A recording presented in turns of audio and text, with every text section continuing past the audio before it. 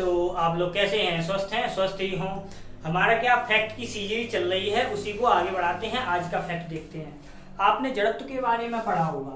किसके बारे में? जड़त्व के बारे में, यानी जिसे बोलते हैं हम क्या, इनर्शिया। ठीक। जड़त्व क्या होता है? किसी भी ऑब्जेक्ट का जो होता है वो क्या होता है, एक क्वालिटी होता है। क्या होती है? क्वालिटी होती है, यानी गुण होता है। और क्या गुण होता है? जैसे सपोज करो हम यहाँ खड़े हैं, स्थिर हैं, हमारे किधर से भी कोई बल लगाइए, हमारे इधर से सपोज करो बल लगाया गया तो हम इधर हो जाएंगे। कहने का मतलब हम गति में बदल गए। अब हम चल रहे हैं, ऐसे आगे जा रहे हैं, इधर से कोई बल लगाए तो हम रुक जाएंगे, हमारी अवस्था बदल गई। जब रुके थे, स्थिर थे, रेस्ट थे, तो हम गति में आ गए। ठीक। और जब हम गति में थे तो किस में आ गए? हम स्थिर में आ गए। तो इसका मतलब है क्या, जड़त्व तो किसी वस्तु का वह गुण है जो अपने अवस्था को परिवर्तित करने का विरोध करती है, तो उसे बोला जाता है हमारा जड़त्व। ठीक। और जाने में अगर ये कहा जाए किसने बताया था, तो ये बताया था गैलीलियो ने।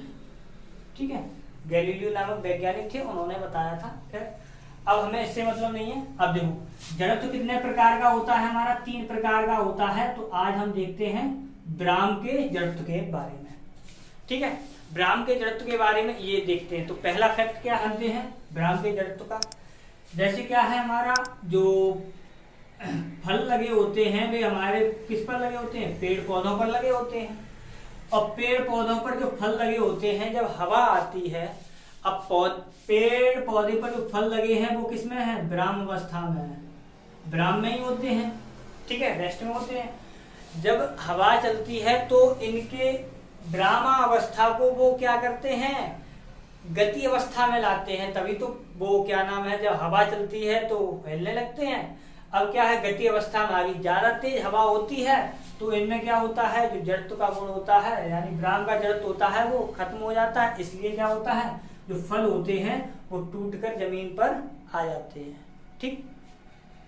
इसीलिए अब जैसे सपोज करो किसी पेड़ पर फल लगा है और पत्थर मारते हैं, तोड़ते हैं, या कुछ भी सही, स्टिक मारते हैं, छड़ मारते हैं, फेंकते हैं, तो क्या होता है, उसमें भी क्या है, वो तो ब्राह्म अवस्था में ही है फल। लेकिन क्या, जैसे ही उसमें लगा है जाके तो उसकी अवस्था बदल गई, वो एकदम गति में गया, एकदम झटका लगा उस पर, तो वो एकदम गति में हुआ, वहीं से टूट जाता है। इसीलिए क्या होता है, पेड़ पौधे पे जो फल लगे होते हैं वो हवा के कारण और किसी पत्थर या लकड़ी कुछ भी मारने के कारण टूटते हैं। लेकिन क्या है, गुरुत्वाकर्षण बल के कारण वो जमीन पर ही गिरते हैं। आगे गुरुत्वाकर्षण का बल के बारे में भी हमारे किसने बताया था? न्यूटन ने बताया था। ठीक है, ये हुआ।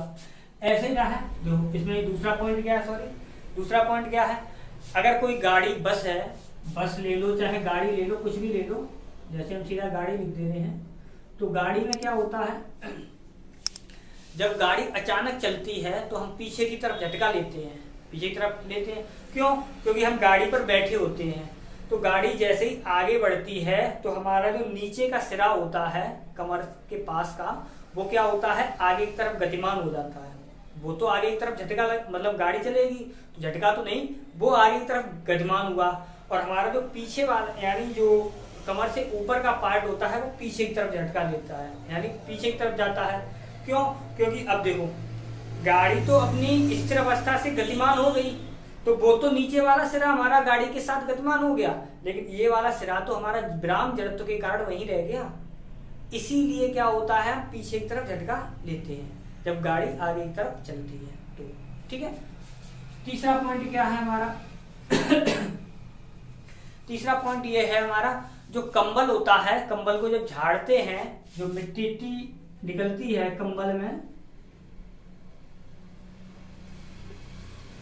कंबल में जो मिट्टी के कण होते हैं, जब हम उसे झाड़ते हैं तो क्या होता है हमारा तीसरा पॉइंट हमारा कंबल का क्या होता है, कंबल को अगर हम हाथ से पकड़ लें और उसे डंडा से झाड़ें, डंडा से मिट्टी हो जाती है तो झाड़ते हैं लोग, तो झाड़ते हैं तो क्या होता है, उसमें जो मिट्टी के कण होते हैं, जो मिट्टी के कण होते हैं, मिट्टी के कण, ठीक है, जो कण होते हैं। अब देखो, जब हम क्या करते हैं, कंबल को मारते हैं तो कंबल पीछे की ओर गति करता है, इधर से मार रहे हैं जैसे, तो इधर की ओर गति करेगा। लेकिन जो मिट्टी के कण होते हैं वो जड़त्व के कारण वहीं रहते हैं। तो आपने देखा होगा क्या होता है, जैसे हम मारेंगे डंडा, कुछ भी छर मारते हैं कंबल में, तो क्या होगा, कंबल इधर की ओर गति करेगा, जो मिट्टी के कण होंगे वहीं गिरते रहेंगे। इसीलिए क्या होता है, कंबल हमारा कैसा हो जाता है, साफ हो जाता है। जो मिट्टी के कण होते हैं वो जड़त्व के कारण वहीं पे गिर जाते हैं। ठीक, चौथा पॉइंट जैसे क्या है हमारा, चौथा पॉइंट देखते हैं। तो आपने ये देखा होगा, एक कांच की खिड़की लगी है, मान लो कांच की खिड़की लगी है, ठीक है। इसमें एक तो क्या है, गोली लगे आके, ठीक, और एक लगे आगे पत्थर। हमारी गन से कोई बंदूक से गोली निकले, वो लगे आगे, और एक पत्थर लगे आगे। तो क्या होगा, जब गोली लगेगी आके इस कांच में, तो क्या होगी, ये गोली होती है वो कांच, क्योंकि गोली की गति होती है ज्यादा, गोली की गति होती है ज्यादा, तो क्या गोली एक छोटा सा छिद्र करके पार निकल जाएगी। गोली छोटा सा छिद्र करके पार निकल जाती है, ठीक। और पत्थर क्या होता है, पत्थर इसमें आएगा तो क्या होता है, ये इसकी तुलना में इसकी जो गति होगी वो कम होगी। कम गति होने के कारण क्या होता है, कांच में दरारें पड़ जाती हैं। क्या आ जाती हैं, दरारें आ जाती हैं। तो ये भी याद रखना, हमारे विराम के जड़त्व के कारण ही क्या होता है, कांच में गोली लगती है तो एक छिद्र हो जाता है। क्यों, क्योंकि गोली का वेग होने के कारण कांच की सतह से बहुत कम समय के लिए रह पाती है। और कांच का पत्थर होता है, थोड़ा ज्यादा टाइम ले लेता है उसे टकराने, मतलब उसके पृष्ठ पर रह जाता है, थोड़ा टाइम लग जाता है, उसे टाइम लग जाता है। इसलिए क्या होता है, वो कांच में क्या हमारी दरारें, इसके यानी स्क्रैच आ जाते हैं।